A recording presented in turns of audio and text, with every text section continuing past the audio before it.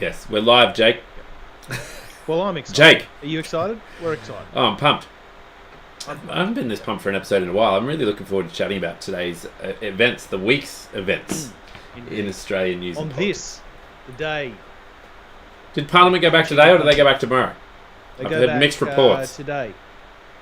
This week, anyway. Except for those who reside in WA, who have been asked to quarantine for the next 5 days at least. All right, well, let's talk about that. Not immediately. Let's do an introduction for the listeners. Do that.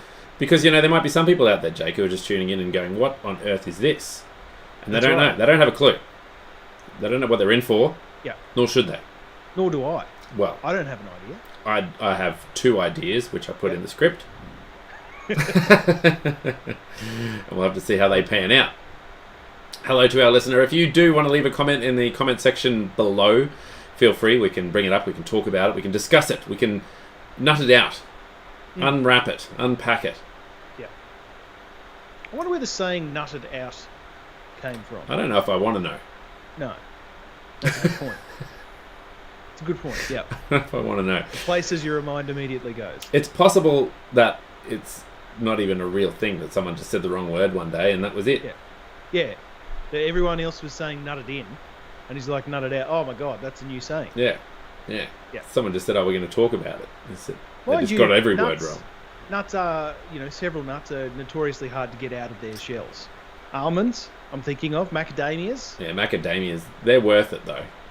Yeah, they certainly are. Even pistachios. If you eat enough pistachios, you can really do some horrific damage to your nails. Yeah, or teeth. Once your nails get sore and you start opening with your teeth, Yeah. Well, you have to open the ones up that are completely sealed with your teeth. Yeah, that's true. That's a molar job. Yeah, you can't get in there with full crunch on that stuff. You can't get in there with human nails. No, goodness no. There's nary a space to pry it open. Hello, and welcome to The Pouch, the podcast equivalent of distractedly walking into a telephone pole while you're on your phone while sending a detailed text message that aims to take a not-so-serious look at the week in Australian news and or politics. I'm Greg. Wow, that pre-tennis entertainment went for a really long time, Savage. And I'm Jake. Look, my leadership is not in question. It's not like I moved my political rivals as far away as I possibly could, far-watered. On today's episode, we talk Labour leadership ructions, crocodile escapes, far-right attention seekers, and so very much more. I'm pumped, Jake. I haven't been pumped for this much in a long time. And while we're as snug as a bug in this proverbial rug, I want to know what you think about my proposal for renaming the policy to net 2050 carbon emissions by the year zero, just so I can stop saying it wrong. I agree. Let's rename it to. Let's just call it pistachio shelling. Yeah, the pistachio method. The pistachio method, because everyone knows that there is one easy way to open a pistachio, except for those occasions where they're being a little bit reticent, a little bit resistant to change, and those ones you have to crunch in your back molar. All right, well, let's treat that, Jake, as the theme for today's show. Resistance to change, right? Let's treat that as the boat that we are sailing in on. Yes. Here. Okay, Captain. Yeah. Ahoy. No worries. And in the spirit of reconciliation and recognition, we acknowledge the traditional custodians of the land on which Jake and I are podcasting today, and we recognise their continuing connection to land, water and community. We pay respect to elders past, present and emerging. And this week we've got our thoughts with people in Western Australia only. Only people in Western Australia. Those heading into their second day of a 5-day lockdown. And of course, the individuals and fire crews experienced an out of control bushfire in Perth Hills suburb of Warraloo, which has apparently engulfed at least one house. And we've got off the coast of WA as well. We've got a cyclone burgeoning. It's currently a tropical low, but it's likely to head out to sea and intensify. Okay. So as the weatherman said this morning, and there's potentially also one off the North Queensland coast brewing up. Yeah, well, stay safe, everyone. Listen to the warnings, listen to the instructions, and keep yourselves in your film. And if it's flooded, forget it. Yeah. I've never forgotten it while it was flooded, but I've always had nice big cars. Nice big utes and big. I've never forgotten it. I don't have a so I wouldn't do silly things. Like not forget it. Well, like if I've driven over the same road for 10 years, Doesn't matter. it's like it's not that deep, and I can see how deep it is. No, that's why that's literally the reason it's called. If it's allowed, forget it. Yeah, I get it, but it's a risk reward thing. I've got bangers and mash waiting for me at home if I can just cross that little puddle that's over the road. Or I just wait until it recedes, which could be days. Well, could be days, Greg. What about the families of the rescue crews? The rescue crews who have to come and get you because they can have bangers and mash with me when they rescue me. Like I've got no issue in providing extra bangers and mash. Right. Okay. It's an interesting approach. I'll give you that. We'll call it the bangers approach. Also, the bangers rescue crews are probably just Dave from down the road anyway, so that's fine. Yeah, but Dave's an important man. That's true. Let's get into this warm-up, Jake. Let's dive into it a little bit. Speaking of floodwaters. Yeah, exactly. Man pries own head out of croc mouth to escape it. Yeah. This is not a metaphor. No. It was. This was a great story, okay. And the second that I read it, I thought, well, okay, this is my warm-up story. A man has escaped with minor injuries after reportedly prizing the jaws of a crocodile off his head during an attack in far north Queensland. Paramedics say the 44-year-old man was bitten by a crocodile near Lake Placid Road in the Cairns suburb of Carveronica. Yep. And he suffered minor puncture wounds to his scalp, to the side of his face, shoulder and finger. The critical care paramedic Paul Sweeney said that he was lucky the injuries weren't significantly worse. The man was swimming before he felt sudden impact, clasp on the top of his head that he recognised immediately as a crocodile. He put his hands into the jaws to prise It's not a magpie, is it? No, but I'd be just as scared of those. Yes. He said he put his hands into the jaws to pry them off his head, and when he did so, he let go of the jaws and snapped shut on his left forefinger. Oh. Yeah, I know, right? But having freed himself, the man took a slow swim, in inverted commas, slow swim back to shore for help. And the paramedics officer described the man as a fit individual who had been training at the time. Yeah, heck of a time to forget your GoPro, though, isn't it? Yeah, I know, right? Well, he would have left it behind anyway, attached to his head. Some video footage, that'd be nice. Must have been a freshwater crocodile, I'm assuming, because the saltwater crocodiles, when they go crunch, your scalp goes pop. Well, I had a look at the article thinking that I might bring up a picture of the guy's puncture wounds, but all there is just some really happy crocodile. He's very, very, very smiling. He's very chuffed with himself. Yeah. Anyway. Wise words, though. Never smile at a crocodile. That's right. And run, especially if they're smiling at you. Yes, but run in a serpentine pattern. Our two stories this week, Jake, are so different. I can't even think of a segue. I can't even think of a segue. My story is about building up Tassie programs, offers disadvantaged teens apprenticeship skills and a future. So tired of sitting at a desk, Sienna Fitzpatrick decided to swap school shoes for steel-cap boots. I went to school one day and I said, I want to be a tradie lady, she said. Becoming an apprentice carpenter meant a steep learning curve for the 16-year-old from Clarendon Vale in Hobart's East. Carpentry, I thought it was laying carpets and doing that kind of stuff, Sienna said. But once I'd actually done some work experience, I figured out that it's actually building the frames of a house, the soul of a house as I call it. So Sienna is one of 6 new apprentices to start their on-the-job training this week as part of initiatives run through Catholic organisations in Tasmania. The group builds social housing and houses for people on low incomes with St. Joseph's Affordable Homes. Sienna said it gave her a good feeling to be helping other people move towards home ownership. Contributing to that just makes me feel really happy and excited that putting a roof over someone's head will make them feel really good, she said. Isn't that great? So it's all about a program that helps. Yeah, I love the idea of apprentices doing their apprenticeship while building houses for needy people, for public housing stuff. It's just a great way. It's a column A, column B, isn't it? Yep. No, building trusses. That's great. It's fundamental stuff. Love it. 2 magpies with 1 stone. No, you'll never kill a magpie. Yeah. I saved a plover this morning, Greg. Just trying to link it back to the story somehow. You don't save plovers, Jake. Well, I You let them fend for themselves. I'm pretty sure once human beings are wiped from the face of the earth due to climate change, plovers will be the next and takeover. cockroaches and toads. Yeah. Yeah. Well, I reckon the plovers will get them. Yeah. You reckon? Yeah, they're little. I reckon toads will eat them. Battle toads. How did you save it? Oh, well, it was in the middle of the road, and I was on my way back from a run, and the plover chicks do a weird thing when a car drives past them. They'll drop onto the ground. Yeah. And they'll just stay there. They just, that's their camouflage. That's a good approach. Yeah. Yeah. Except they'll be squished by the next car that comes past. Well, it's got to work from evolutionarily, doesn't it? Well, yeah, survival of the flattest anyway. It was clearly going to get it run over, so I grabbed a big leaf and I dodged the plover parents. Yeah.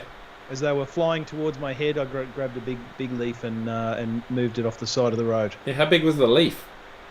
It was a big, like a banana leaf style, like a palm. It was a palm, Frond. a magnetic palm, magnetic palm frond. The big leaves. All right. Yeah. And everyone's okay. Yeah, the plover lived. Excellent. At least it lived past me running, beyond the horizon. I went on some bushwalks this week. I saved some leeches. I probably saved some leeches from starving to death. Greg, there are a few things worse than walking. At some stages, sometimes when straight after a big rain, you can see the leeches coming for you. I don't hate leeches. Anyway, I don't mind them. Let's not derail this. All right, federal politics, Jake. I'm looking forward to chatting about this one. This is the reshuffle that we've all been asking for. I was certainly begging for it. I was thinking, gosh, if there's one thing that'll make me vote for Anthony Albanese in the next election, it'd be a great reshuffle. Yeah. And reducing the number of people on his front bench. Yeah. And increasing their portfolio size. Yeah. So, all right, well, tell us a little bit of information. Am I right in saying that he was actually trying to get it so that there would be a match between his portfolios and the current government's portfolios? That was sort of what he was aiming for by the sounds of it. Yeah, and I mean that's what most opposition will do. It's really, really tough to govern from opposition, and moreover, it's really tough to get cut through. So if you can get an opposition portfolioed minister with an equivalent opposite, who is able to have some cut through on that specific topic. Yeah. That's what you want to aim for. All right. Well, tell me what Anthony Albanese's plan is to fight this uphill battle. Well, look, it's really straight, and the other side of what I was saying is it's really tough in opposition when you've got someone who is such a strong douchebag. Well, someone who is, I was going to say, our Prime Minister, someone who is such a strong douchebag, populist leader. Oh yeah. So it is very difficult from him. So look, I was just kidding. Then, by the way, I don't think he's a douchebag. No, we don't. No, it's so funny because changing the cabinet, changing the look of the cabinet. It's just why it doesn't matter. The only reason that he could be doing it is he's preparing for an election, and he thinks that by reshuffling, he can align things better so that he can look better in the public eye. With the appropriate ministers talking up their, appropriate talking points and their appropriate policy points anyway. Yeah. And the other one is to remove rivals from the front bench. And that's, I would say, I saw a lot of commentators talking about the fact that he's moved a couple of his rivals away. Most notably, of course, Tanya Plibersek. But yes, opposition leader Anthony Albanese has declared he will lead Labor to its first election win in more than a decade, following a major shake-up of his front bench, designed at calming internal party tensions and ructions. Oh yeah, we're back to ructions. I've missed the ructions. Yeah, it's ruction time. Yeah. He, of course, compared his own political journey to that of Joe Biden. Mr. Albanese said that the new United States president was, quote, an experienced politician who had held a wide range of portfolios and who was someone who was underestimated by some. Quote, and I will be the next leader of this country after the next election. Yeah, so, yes. See, it's just odd, right? Because, I mean, even comparing himself to Joe Biden, it's not like his opponent is the equivalent to Donald Trump.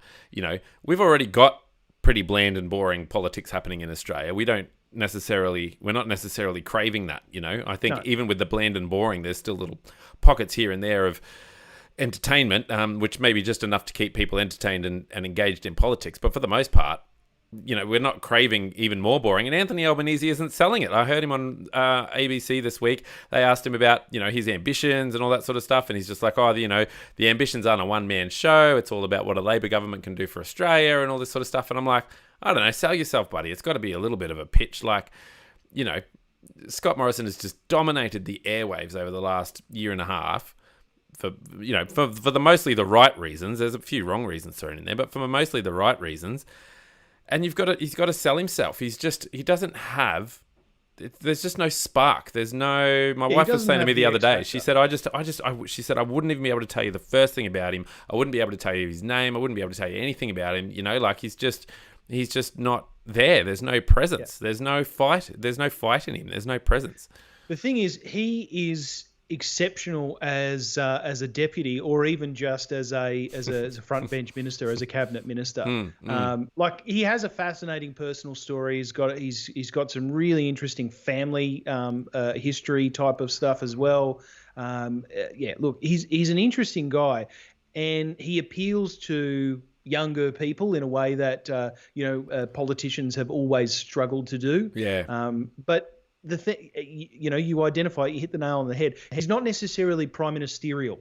You know, he's not necessarily, like, he strikes you as someone who is powerful or could be powerful, can articulate positions, but not necessarily someone who can, run the country. You know, there have been others in the past who have, other Labor leaders especially, who have been relatively similar. But if you compare him to, say, Julia Gillard, or to Kevin Rudd, or to Kim Beazley. Kim Beazley is probably pretty similar to him, actually. But, other prime ministers of the past, Bob Hawke, Paul Keating, he doesn't have that I don't know, prime ministerial X factor, if you like. No. But it's one of those things that he must be considering quite hard, because Tanya Plibersek, I would suggest does. Yeah. Penny Wong, I would suggest does. Yeah, but the commentary there is that she's already in the Senate and isn't moving from there. And she doesn't necessarily want to either. She's not put forward any ambitions that I've read or heard of that she wants to take the leadership. But Tanya Plibersek does. Yeah, I mean, she's sent all the right signals in the last week or so that she is absolutely gunning for that. So I suppose it might go one of two ways, right? They might put someone else in now, which I think would be a bad move, a pretty bad move strategically, because that's not what anyone wants to really hear about at the moment, although it did work for Liberals. I think that, so let's say, for example, they put her in and they lose, right? Then she's got to put in the hard yards for the next, what have we got, 3 years? Yeah. For the next 3 years. And then, maybe she wins down the track. Or Anthony Albanese loses and she puts her hand up and says, all right, well, no one wants him, so put me in there, and then I'll go hard for the next 3 years. So, and she goes, then the next person, let's say it was Tanya Plibersek, she would go in with, at least not having lost an election under her belt either. So they might be playing a bit of the long game here. I don't know what their game is really. I think you hit the nail on the head. Did I? The only reason why she wouldn't run is that she doesn't want to steer the ship into the rocks. The next election is likely to be an election loss, and I hesitate to say that, even though I did, but I hesitate to say that because of what happened in the last federal election, where Labor was the favourite to win, and yet the Liberal Party took it out. Not only that, I thought that they were crazy not putting Julie Bishop in there. I thought if they were going to put a female on there, if they were going to put a female who was competent, very straightforward, a strong leader like Julie Bishop, and they put her in the ring, and I thought, man, she's a shoo in this, and this will revamp the Liberal Party. They didn't do that. They put in Scott Morrison, and he went to the next election and won. And this was an unknown guy. Like, I was just like, who is this Scott Morrison character? It was so bizarre. Yeah. And but they made the right choice. So who knows? Like, I mean, you know, from the outside looking in, it looks like Tanya Plibersek would be a wonderful choice. You know, female up the front there, you know, very competent, doing her thing, strong leader, bit of a refresh.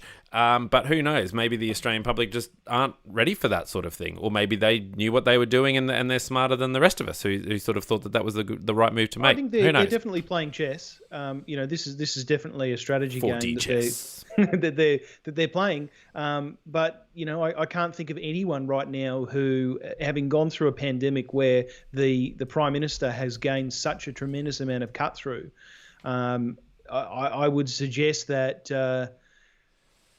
Nobody really wants to helm it. Nobody really wants to sit at the helm. And I think the last thing that Labor would want going into the next election are headlines about leadership spills and all that sort of stuff. Absolutely. That's all behind us now. That was a pre-COVID world, you know, where nothing interesting happened.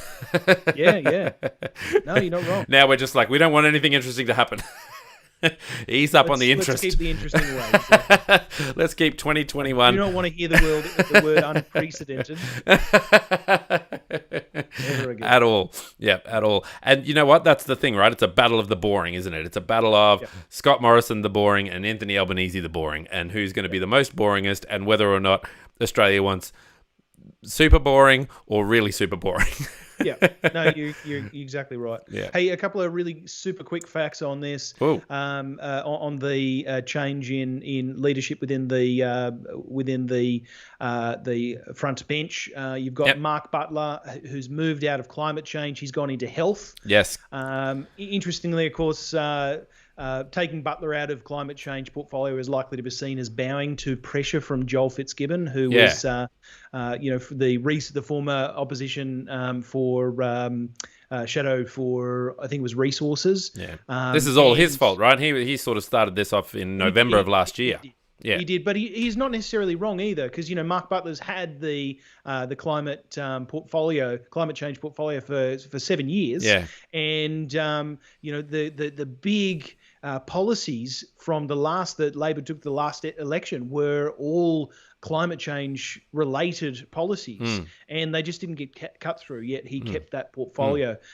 So also he elevated his deputy Richard Marles to what's being referred to as a super portfolio. While he super portfolio. This reminds me of like those days of Super League. Do you remember that? I do. Yeah, the NRL went Super League, and then it collapsed. Well, I think it was a competition, wasn't it? This is like a higher paid job. It was. Yeah. It was a competition against the NRL. Yeah. All right. Anyway, so super portfolio. Yes, and Jim Chalmers, Tanya Plibersek, Claire O'Neill, they were all moved away. They were moved into different areas, smaller portfolios, or none at all. And veteran right-winger Joel Fitzgibbon has said that Labor needs to consider changing the rules governing the selection of federal party leaders because the current system is, quote, very untidy. That was the system that was set up after Kevin Rudd's deposition. When he got back in that second time, when the party elected him, it was on the basis that, hey, I'm going to fix this thing so we can't have any knifing in the back anymore. Okay. All right. Well, this is very exciting. I mean, gosh, what a reshuffle. As far as reshuffles go, it's pretty exciting. It really is 4D chess in the sense that, it achieves that, some of the... It achieved a reshuffle. My understanding is that, is it Mark Butler's he's the Shadow Minister for Climate Change, is that right? He was. He's moved into health. Oh, okay. So who's the replacement now? So for climate change, it's moved under... it's moved under Jim Chalmers. Okay, so Jim Chalmers, and is Jim Chalmers? He's on the right. I'm sorry. No. It's moved into under Richard Marles. Richard Marles, right? So is Richard Marles? Is he on the right faction or the left faction of the Labor Party? Marles is on the left, centre left. Okay. Whereas Chalmers is right. Plibersek is centre, slightly leaning right. Ooh. I think my roof was just about to collapse. All right, okay. Well, let's stick with that. Let's see how it goes. Let's see how it plays out over the next few months, especially if there's an announcement of a federal election, which obviously we'll be ecstatic about that. Jake will be very, very pumped. Yeah. All right, federal politics story number 2. Yep. Is about a visa, Jake, called the Parent Visa. Tell us what's happening here. This is pretty interesting. I like this one. Yeah, it was a bit harrowing. I heard a lot of media reports from parents. So that they were visa-holding parents. They are citizens or residents of other countries, and their children have become residents of Australia.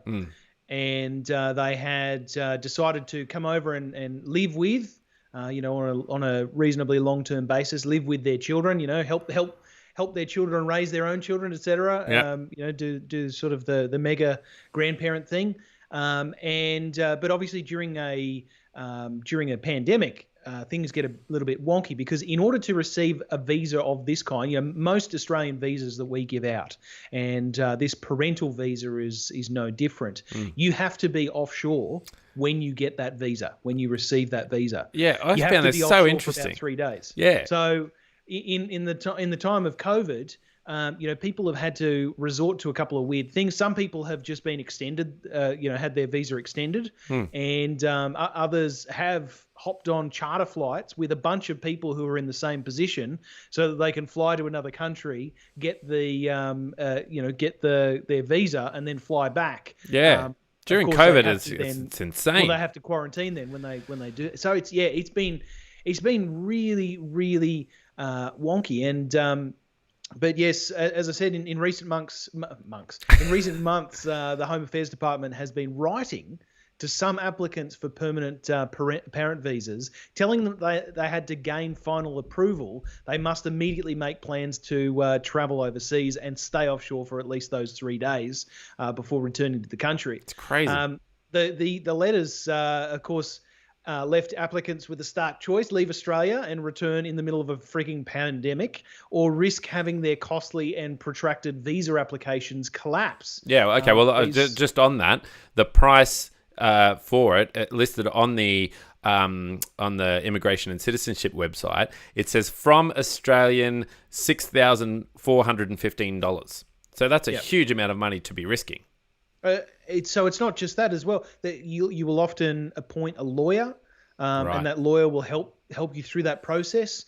That ain't cheap, Yeah. But there are some people who have spent a tremendous amount of money doing this whole leaving the country. There's one story of a couple, Ron and Julie Parsons, who travelled to COVID-stricken United Kingdom just as the new mutant variant was taking hold, and they were trapped abroad for weeks and ended up spending $67,000 of their life savings on aborted flights before finally managing to find a way home. And they said it was an absolute nightmare. So the Immigration Minister, Alex Hawke, has now announced, thankfully, that he will pursue immediate changes, allowing parent visa applicants to be granted their visas while onshore, and the changes are expected to take effect in the next couple of weeks, or at latest by the end of the first quarter. So, quote, the government is pursuing changes to allow certain parent visa applicants who have applied for their visa outside Australia to be granted that visa while in Australia during the COVID-19 period. What's their reasoning? Why can't you be in Australia when they approve your visa? Well, it's a visa saying I'm staying for a certain amount of time. If you are in the country, you're essentially saying, well, I might stay that time. I might also stay more. With any visa, it is asking for entry to a country, and you're not supposed to be asking for entry to that country while you're in that country. We're not alone with this law. It's extremely common. The only places where it doesn't exist are places like within the European Union, because it's expected that you'll sort of flip from one to the next. Yeah. But pretty well anywhere else, you've got to be outside of that country before you apply for or receive the visa. And do you think this is just sort of one of those little details, which is obviously a huge deal for a lot of people, but a little detail which, just didn't get taken into consideration when all of this stuff was happening, all of the decisions about shutting borders, all of the decisions about how much money we're going to be spending and shutting down the whole country were made very, very, very quickly. And so, do you think that this is just sort of one of those things where they just didn't get around to figuring out this as part of the pathway that was going to happen for some people? I think this is just not core. it's not core, government process. Like this stuff is bringing people into the country. If you're coming on a parent visa, you're not coming in to earn money. You're coming in to support your kids. So it suggests that you've got enough money to live on, or at least you've got you've got kids that are going to support you through that time. So you're not necessarily going to be contributing to the economy. And as a consequence, it's a little bit callous to say this, but it's not necessarily core. It doesn't necessarily come with any benefit to the economy. And as a consequence, I mean, of course, you can make the argument that those grandparents are there to support the kids so that they can go and work potentially. But, broadly speaking, it's not necessarily a net gain for the country in order to have these, to have the parental visa applicants, dealt with benefit, in a beneficial manner. So I would say that that's what it is. Okay. Otherwise it just would have been, this is such a simple thing. We'll just, click our fingers and it'll be sorted. Yeah. But because it's not core, I just think they just didn't really care. Yeah, look, I'm sure that there's a lot of people out there pushing for reform in this particular area because it's just harrowing experience already, let alone with something like this, losing your life savings to have to go overseas for, 3-4 days during a pandemic. Those guys, they'll never get their 70K back. No, well, that's what I was thinking. Now they're changing the law. It'd be nice if the government said, all right, we'll also reimburse you any costs that, since we shut down the country. Definitely hold your breath. Yeah, pretty nuts. All right, anyway. All right, Jake, it's time to spin the wheel. So they're the two federal politics story. We're going to get into our state political stories. Are you ready to spin the wheel? Have you got your fingers warmed up? You ready to go? Yep. All right, go. Do do do do do do do do do do do do ding.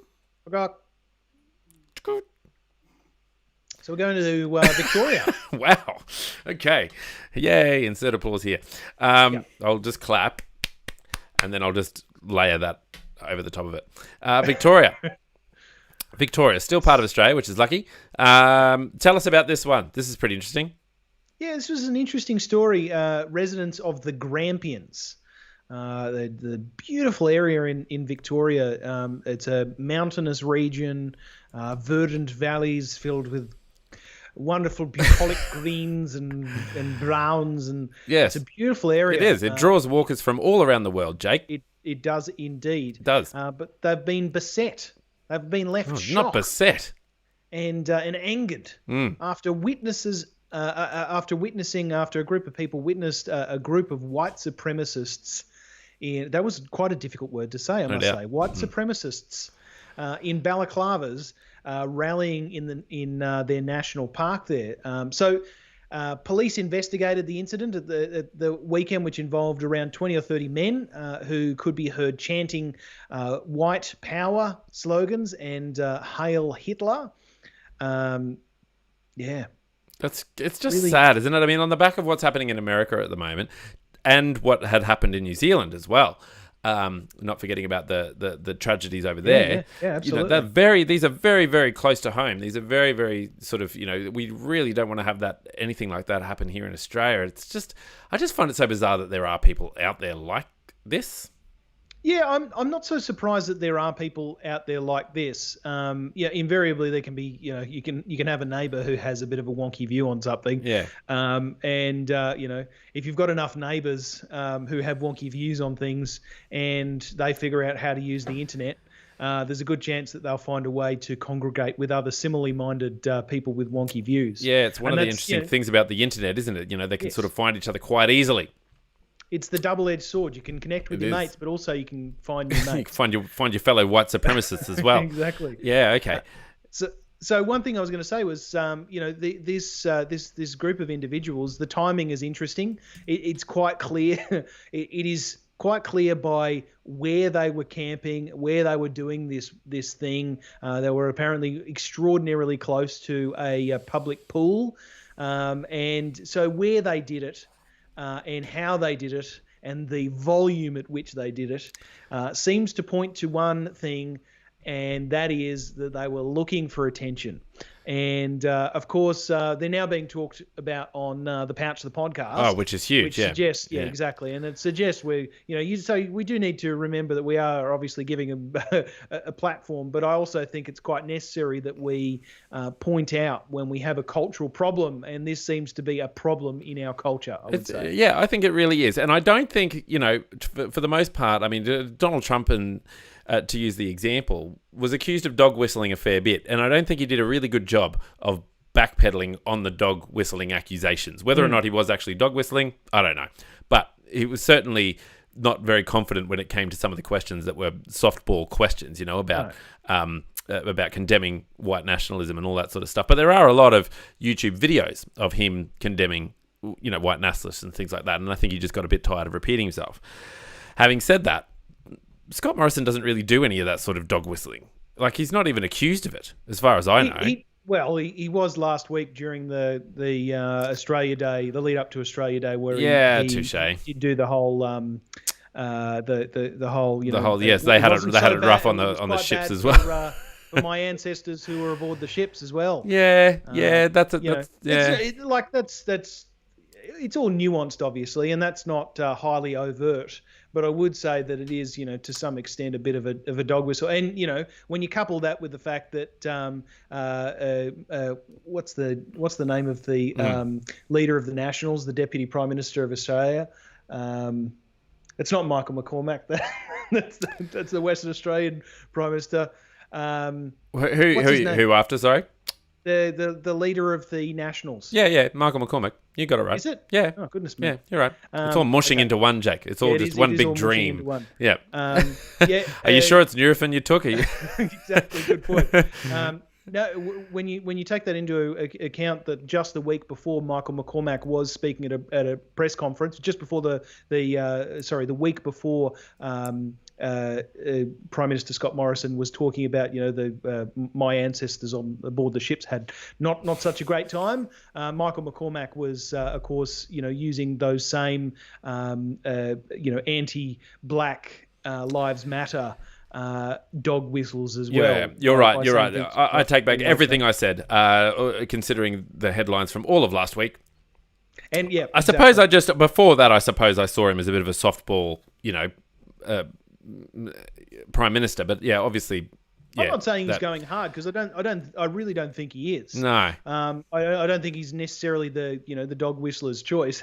No. But I also don't think that he's particularly averse to dog whistling existing in his party. Yeah, he certainly hasn't hopped up to denounce George Christensen or Craig Kelly who have said wonky things about COVID in the last week, or supporting the unfounded allegations about election fraud in the US, etc. So anyway, he's not denouncing it, which some people might say is being complicit is as much as is as good as supporting it. But and that's exactly right. And there is growing alarm from intelligence agencies about yes. far right groups here in Australia, and that was part of the situation with the Christchurch massacre as well, which we referenced before. He was actually Australian as well, so.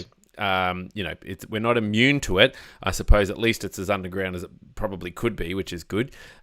They reference in the article an anti-Podian resistance, which has some pretty harrowing goals on their website about taking their nation back, and saying that they're not a mass movement. They don't want the masses. We want the fanatics, the people who care about and who will fight both during activism and during their day-to-day lives to bring about the beauty that is National Socialism. We want quality people who mean that they will say what they say and will not back down. We are striving for nothing less than the national rebirth of our people, and we will get there only with those fanatic enough to do something about it. So yeah, they're very overt with there's no dog whistling going on there. No, that's quite unfortunate language, and it's it's bordering on the violence end of the spectrum. Yeah. The action. That's maybe right. I should say the action end of the spectrum. Yeah. That said, they appear to have been at least a little bit larrikin-ish The Western Region Division 4 Police Superintendent Ian Milner confirmed officers had been notified and investigated that group of 20 or 30 men. Yeah. Quote, our members deployed to that group and spoke to them and identified that they weren't breaking any laws, and that was the extent of their involvement. Yeah, it would be a free speech thing, and it would also be the fact that they're not listed as a terrorist organisation as well, because during the Howard government, they introduced laws to make it illegal to be a member of a prescribed terrorist organisation, particularly in the wake of the 11th of September terrorist attack. But no far-right group has ever been given that designation. Yeah. They certainly should, though. They absolutely certainly should. Yeah, okay. Well, we'll get onto that. We'll make stuff the stickers, stuff the Pouch the Podcast stickers, and the we're barking up the wrong tree, Jake. We've got to be fighting against these white supremacists. Dear me. Okay, so let's spin the wheel again, Jake. So that was Victorian and the Grampians, where some people were being a bit silly with their views, to put it lightly. Because I can't really swear, because then I have to edit it out, and I'm not doing that. That's crazy. All right, you ready? Here we go. Go. La la la la la la la la la la la la. I just can't get you out of my head. Oh, where have we landed? Where have we landed, Jake? You've cut out. You've gone. Oh, goodness me. Australian internet. How wonderful is it? Can't be me. Can't be me. He's got to come back.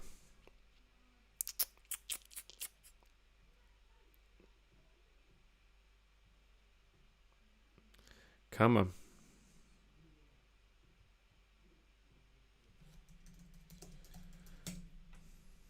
You are listening to the Pouch the Podcast. We do Australian news and politics not so seriously, and when our internet works, we often discuss these stories in grave detail, but Jake's internet seems to have failed upon us. If you do have a comment, you can leave it in the comment section below of your social media outlet of choice, and I can give that a read on online there, but he has dropped out. I'm going to wait for him to come back. This is the professional part of the show. The next story is going to be about a party that has started in the other states, and here we go. Jake, where did it land? It landed on Western Australia. What? That's crazy. I know, right? That's crazy. All right, I did fill in some time there, very professionally. Let's go. This story is about Jake. This one? Yeah, Waxit political party pushes for succession warning. Ugly stepsister states to butt out. So, what does all that mean? That means that a political party that wants Western Australia to break away from the rest of Australia has labelled certain eastern states the ugly stepsisters to its Cinderella, as it aims to pick up at least one upper house seat in the upcoming election. Yep. Although Western Australia people often joke about seceding, the Waxit party, Western Australia exit, I'm guessing a play on Brexit. Yes. Yep. Very witty. Party is taking the idea seriously. All these things that are stolen from other things, make Australia great again and, wax it and all that sort of stuff. They don't work. You've got to come up with something original. No, why not just call yourselves the Succession Party? Make Australia great again. I'm definitely glad it was Clive Palmer. Yeah, absolutely. Anyone who was going to fade out into wax at the party, so why don't the Succession Party or something like that, I don't know, is taking the idea seriously and wants to see a referendum on the issue following the seeming success of the state's hard border during the COVID-19 pandemic. We're not very bright and can't see the difference between the two situations, said Waxit chairman Russell Sewell. He didn't say that. People have got to see firsthand what it would be like to be alone. Gosh, this division situation is really driving me crazy. I'm all on my own.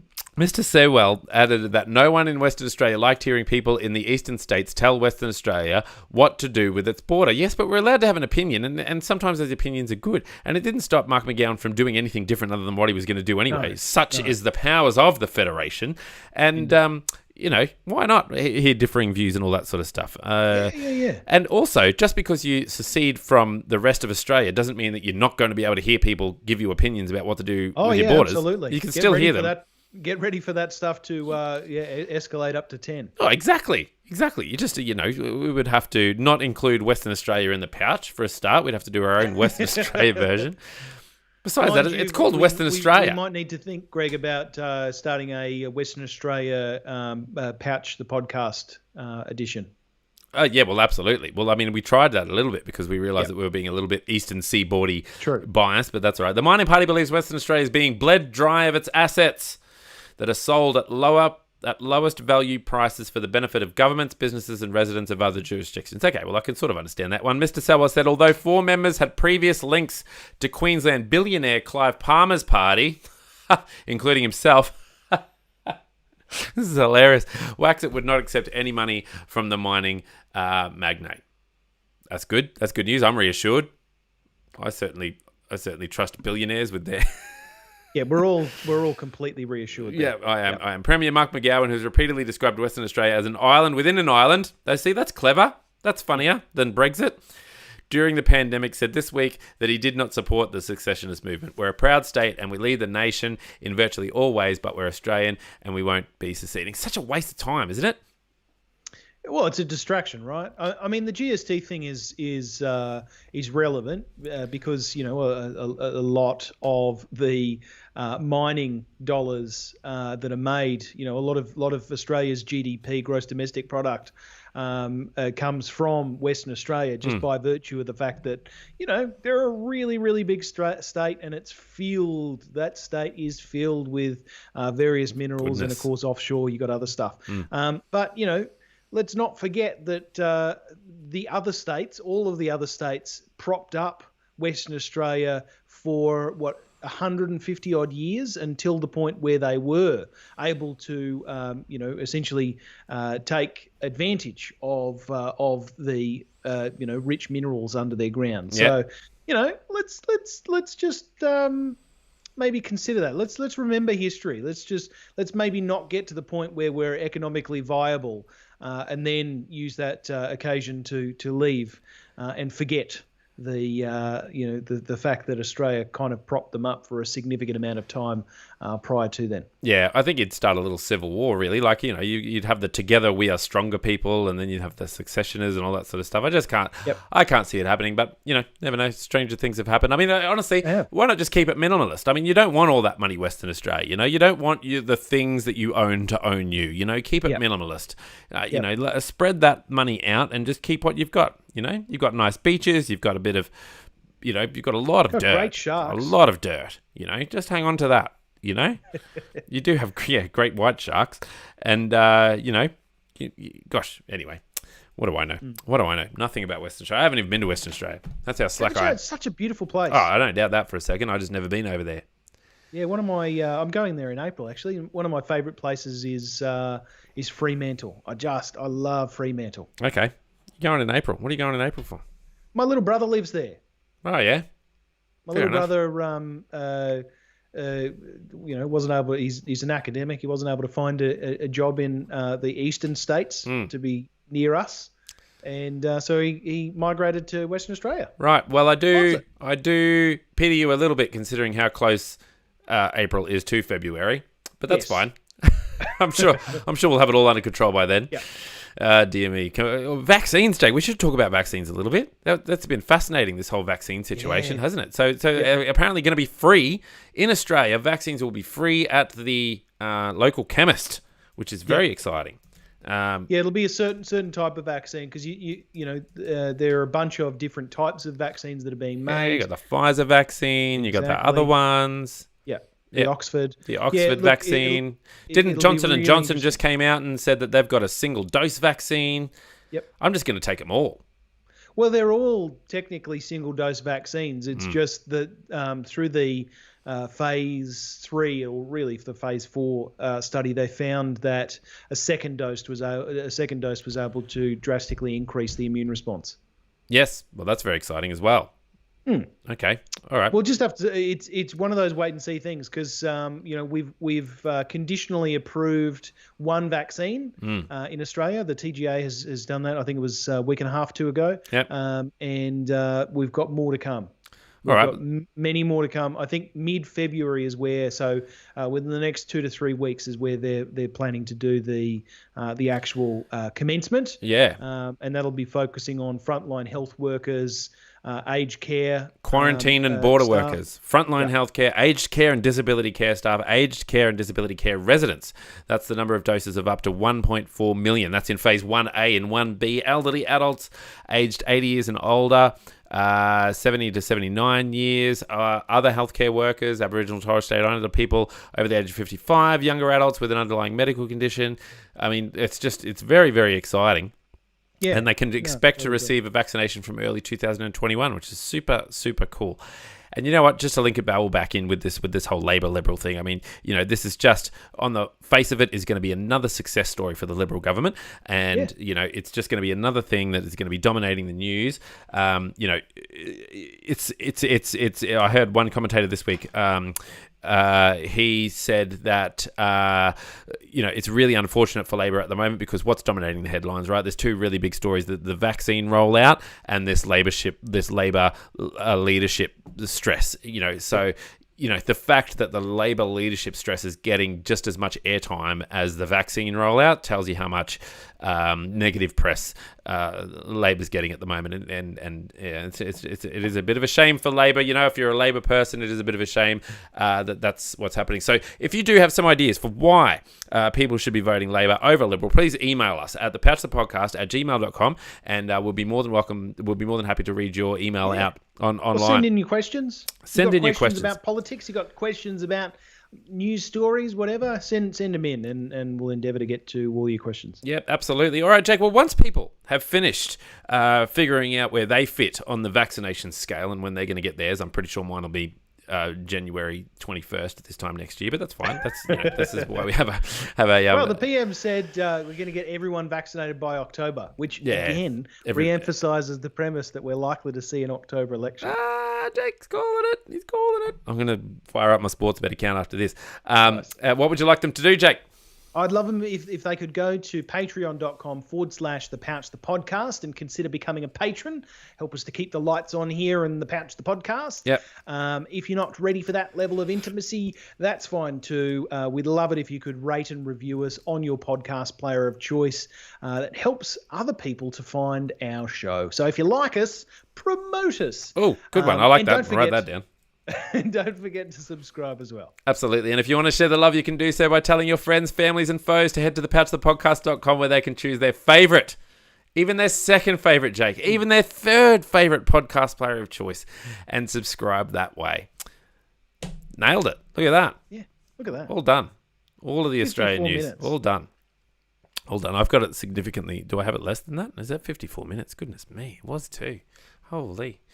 Gosh, we did have all that talk about it was about different types of nuts and opening nuts at the beginning. That's true. I could probably erase that from the final copy. You can shave that off, yeah. Thanks so much to the people who are listening on YouTube and Facebook and Twitch from around the world. We did get one message from Good Looking Honky, who said, "Hi from America, Peter North here, old adult film star. Really enjoying this stream tonight, guys. Thank you very much," from Peter. He loves it. I don't know who Good Looking Honky is, but gosh, what a great name. We get some pretty wild comments. I'll give you the tip. Sometimes while we're doing the show, we'll get a comment and I'll go all excited and I'll go to the comment section, and it's honestly just like an ad for like meet local singles or something like that. Hey, you great. Alone and need someone? And I'm like, oh no, I don't think so. Not thanks though. I don't think I'll bring that up on the screen. Thanks so much for thinking of it. Very considerate listenership. All right, Jack. Well, thank you so much for taking the time. I know you had a bit of a headache before the show, so thanks for powering through. And enjoy the rest of your week. And I will touch base with you soon. Yes, indeed. And we'll get an update on the not the Penny Wong situation. Yes. Yes. Very exciting. All right. Bye.